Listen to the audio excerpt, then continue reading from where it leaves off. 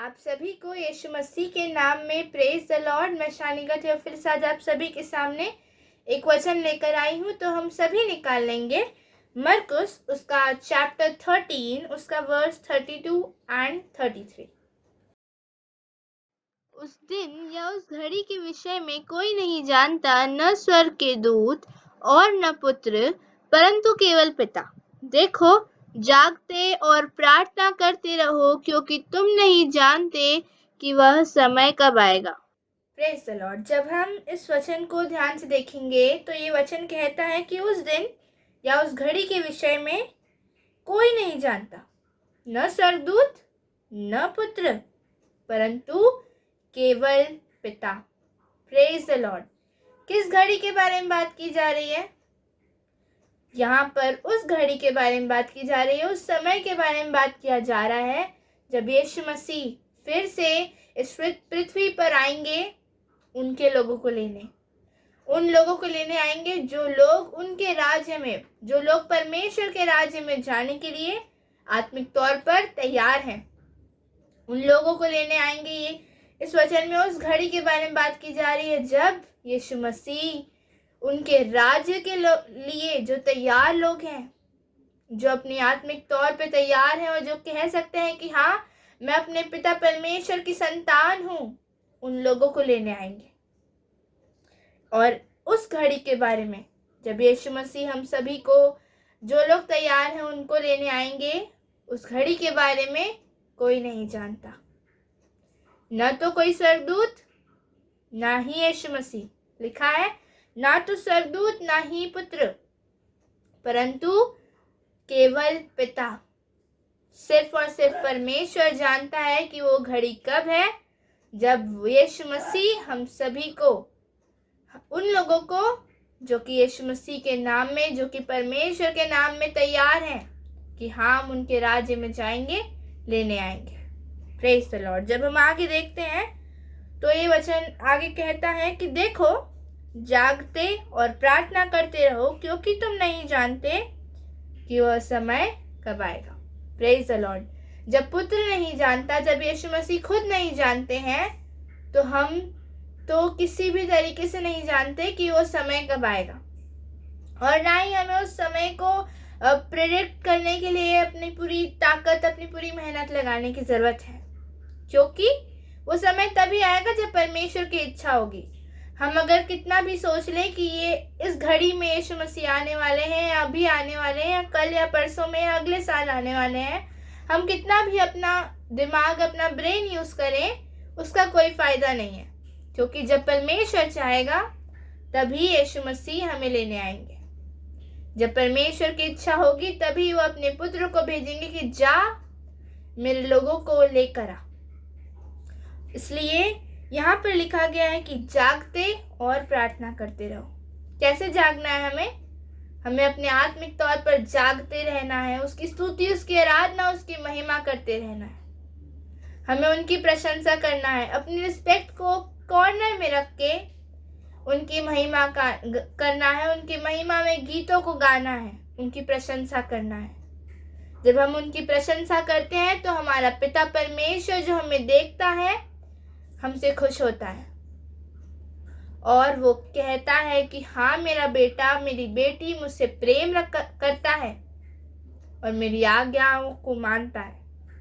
हमें अपनी आत्मिक तौर पर जागते रहना है और गलती से भी नहीं सोना है, क्योंकि अभी हमें समय दिया गया है कि जागो। जो लोग सोते हैं, जो लोग आत्मिक तौर पर सोए हुए हैं, जागे नहीं है अभी तक, उनके पास अभी भी समय है कि वो जागे और यीशु मसीह को अपना उद्धारकर्ता अंगीकार करें। पर अगर यीशु मसीह आए हमें लेने, हम उस घड़ी के बारे में नहीं जानते कि वो कब आने वाले हैं। हम बिल्कुल भी नहीं जानते, कि हमें नहीं पता कि वो अभी आ जाए, इस पल आ जाए, या किसी दूसरी घड़ी में, या कल परसों में, या अगले साल, या बहुत बाद में। हम सचमुच नहीं जानते कि वो घड़ी कब है, परंतु हमें उस घड़ी के लिए, उस समय के लिए अपने आप को जगाए रखना है, अपने आत्मा को, अपने आत्मिक तौर पर अपने आप को हमें जगाए रखना है। हमें गलती से भी नहीं सोना है, क्योंकि जागने का समय हमें अभी दिया गया है। पर अगर वो आए हमें लेने और अगर हम उन्हें सोते मिले तो फिर हमें वो नहीं जगाएंगे और कहेंगे कि मैं इसे नहीं जानता, ये कौन है। हे कुकर्म करने वालों, मेरे सामने से दूर हो जाओ। Praise the Lord. तब वो हमें जानने से, हमें मानने से कि ये मेरा बेटा है, ये मेरी बेटी है, इनकार कर देंगे, क्योंकि हम आत्मिक तौर पर जागे ही नहीं हुए हैं, हम सोए हुए थे। जब हमें वो जगाते हैं, अभी हमारे पास समय है, अभी हमें यीशु मसीह कई सारे साधनों के द्वारा, कई सारे वचनों के द्वारा हमें कहते हैं कि जागो, अब समय पूरा हुआ है, अब स्वर्ग का राज्य निकट आ रहा है। और हम ये बहुत अच्छी तरीके से जानते हैं कि यीशु मसीह हमें जल्द ही लेने आने वाले हैं। वो कब आएंगे हम ये तो नहीं जानते, पर अब ये जानते हैं कि वो जल्द आएंगे। और उस घड़ी के लिए हमें उस घड़ी का वेट नहीं करना है, या ये नहीं ढूंढना है कि वो टाइम कब है, पर हमें जब भी आए वो टाइम, हम ये प्राउडली कहने वाले हो सके कि जब भी आए यीशु मसीह, हम तो उनके साथ जाएंगे। Praise the Lord.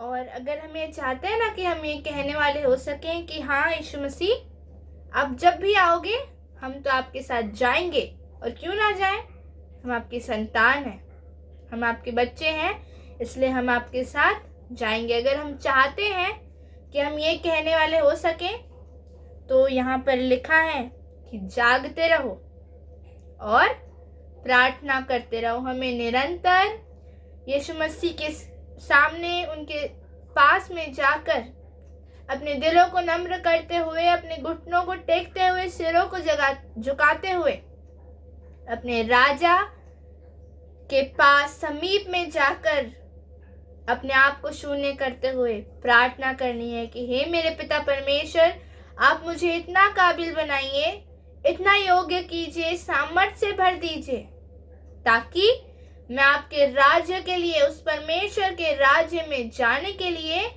तैयार हो सकूं, और मुझे उस जीवन की प्राप्ति हो, मैं उस जीवन को मेरे यीशु मसीह के साथ प्राप्त करने वाला हो सकूं, प्राप्त करने वाली हो सकूं।